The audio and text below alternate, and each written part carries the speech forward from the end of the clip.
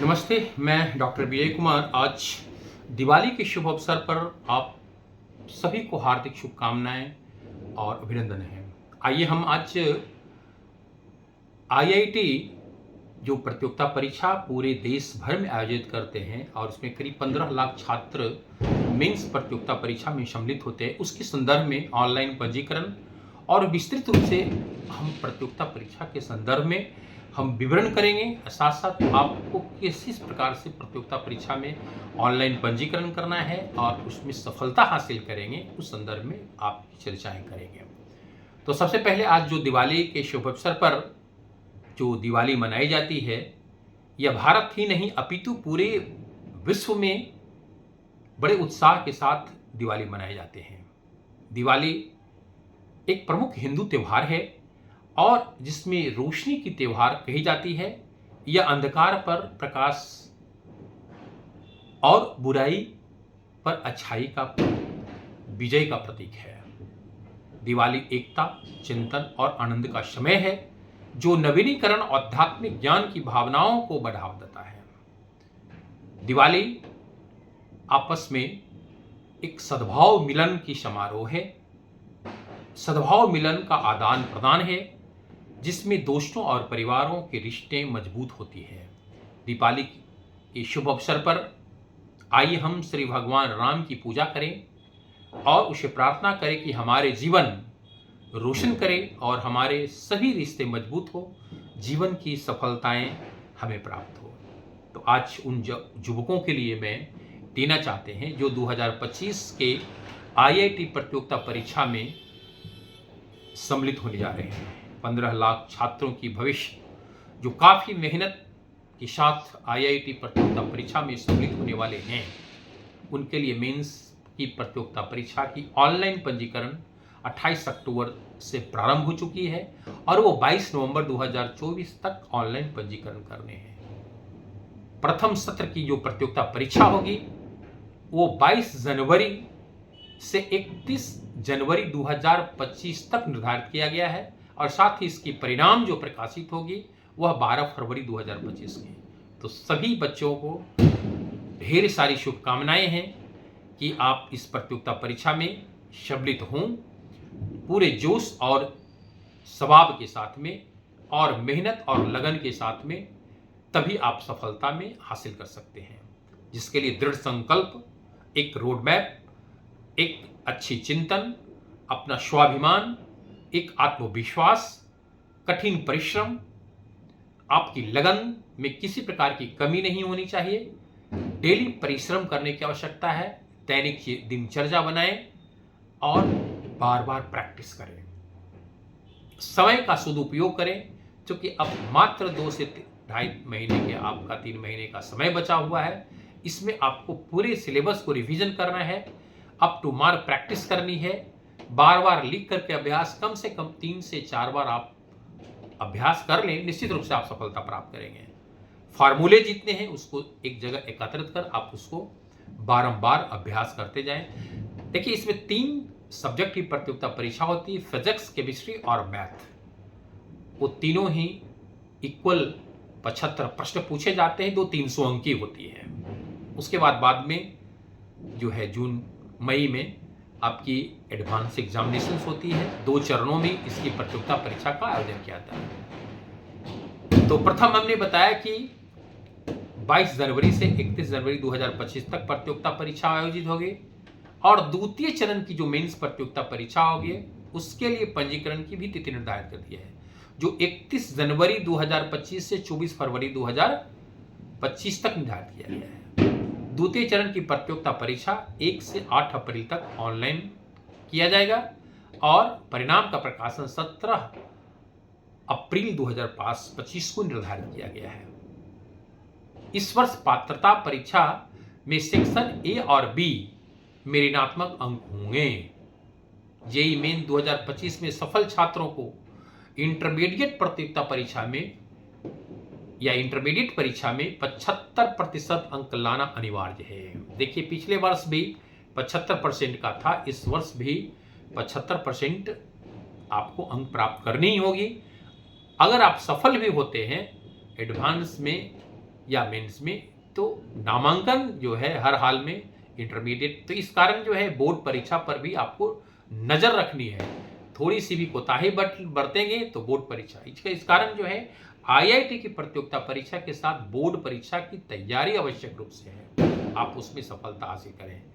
यह प्रतियोगिता परीक्षा कंप्यूटर बेस्ड सीबीटी टेस्ट आयोजित की जाएगी। इसमें भौतिक, गणित एवं विज्ञान से हमने कहा कि 75 प्रश्न होंगे जो 300 अंक के लिए निर्धारित किए गए हैं। तो ये काफी जो है छात्रों के लिए उत्साह है और मेहनत की लगन है। सत्र 1 में जो होंगे, यानी सेशन 1 में पेपर 1, पेपर 2A और पेपर 2B का आयोजन किया जाएगा। पेपर 1 बैचलर ऑफ इंजीनियरिंग और बीटेक के लिए सीबीटी के माध्यम से आयोजित किया जाएगा, जिसका आयोजन 2 शिफ्टों में किया जाएगा। प्रथम शिफ्ट में 9 बजे से 12 बजे और दूसरी शिफ्ट में 3 बजे से 6 बजे तक होनी है। पेपर 2A में बैचलर ऑफ आर्किटेक्चर परीक्षा का आयोजन किया जाएगा।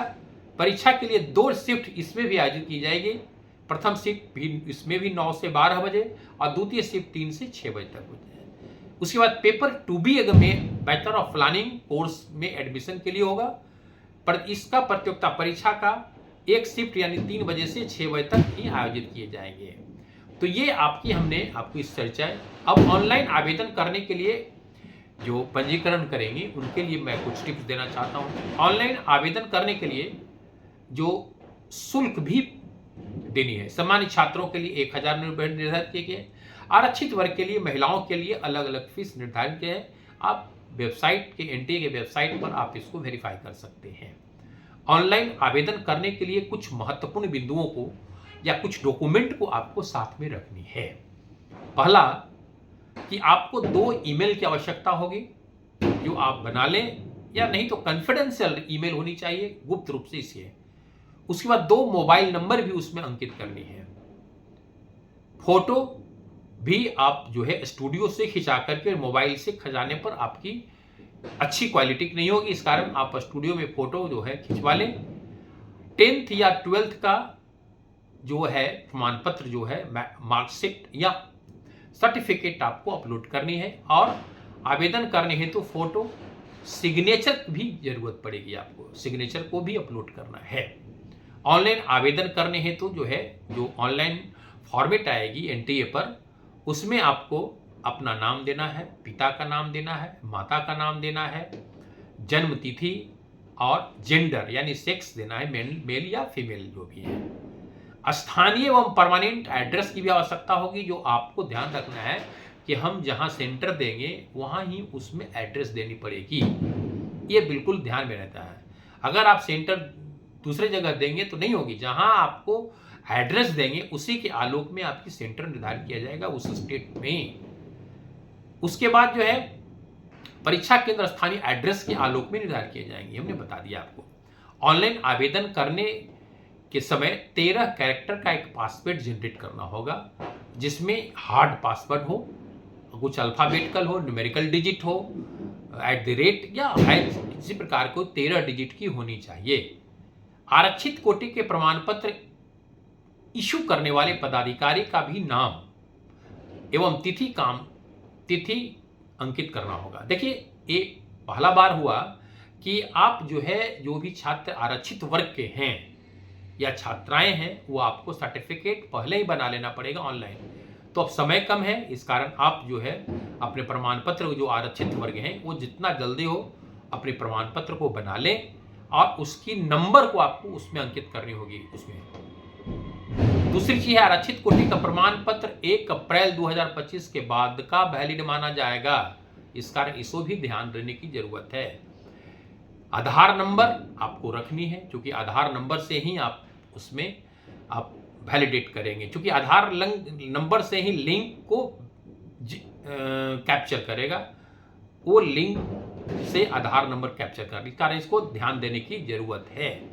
देखिए, प्रतियोगिता परीक्षा समय बहुत कम आएंगे। एनटीए के गूगल पर जाएंगे, एनटीए के वेबसाइट से आप जितना जल्दी हो ऑनलाइन पंजीकरण करें और उसे ध्यानपूर्वक जो है उसको वेरीफाई करते हुए आप अपने आप की तैयारी करें। अब समय बहुत कम बचा हुआ है, अपने समय का प्रबंधन करें, सिलेबस जो दिया हुआ है फिजिक्स, केमिस्ट्री और मैथ, उसको प्रॉपर रूप से पढ़ने की आवश्यकता है। दूसरी चीज है, अब समय रिविजन करें बार बार। प्रायः जितने भी संस्थानों में आप लोग, जितने भी छात्र पढ़ रहे हैं, उनके समय सिलेबस करीब करीब समाप्त हो चुकी है। आप रिविजन टेस्ट करें, प्रैक्टिस करें। विगत वर्ष के जो प्रश्न आए हैं उसको हर हाल में रिवीजन करने की जरूरत है। करीब करीब 2.5 लाख छात्रों का इसमें सिलेक्शन मेंस के लिए होगी। अब एक चीज बताना है कि 2 चरणों में जो प्रतियोगिता परीक्षा, जो मेंस एग्जामिनेशन, उसमें जो हाईएस्ट मार्क्स लाएंगे उस चरण की जो है उसकी वैलिडिटी मानी जाएगी, प्रथम चरण या द्वितीय चरण में। जेईई एडवांस केवल एक ही बार आयोजित किए जाएंगे। इस कारण अब समय को ध्यान में रखते हुए सभी छात्रों से अपेक्षा की जाती है कि आप मेहनत, लगन एवं दृढ़ संकल्प बनाते हुए, आत्मविश्वास को पैदा करते हुए आप जेईई का एग्जाम दें और सभी छात्र एवं छात्र इसमें सफलता हासिल करने का प्रयास करें।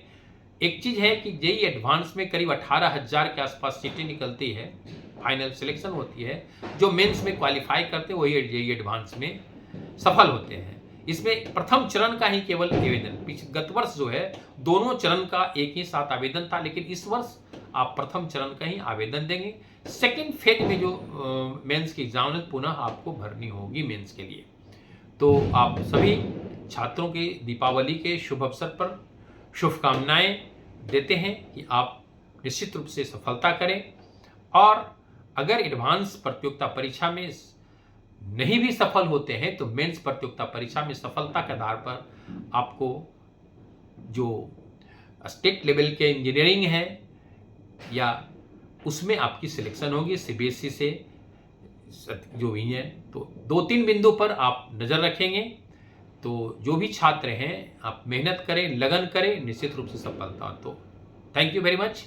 आज जो है बिहार मैथमेटिकल सोसाइटी के चैनल को आप सब्सक्राइब करें, लाइक करें, कमेंट करें और ज़्यादा से ज़्यादा छात्रों को शेयर करें, ताकि ऑनलाइन प्रतियोगिता परीक्षाओं के लिए छात्र अवगत हो जाएं और पंजीकरण कर लें, पढ़ कर के और अपनी भविष्य निर्माण में ध्यान रखें। Thank you very much. आज की कार्य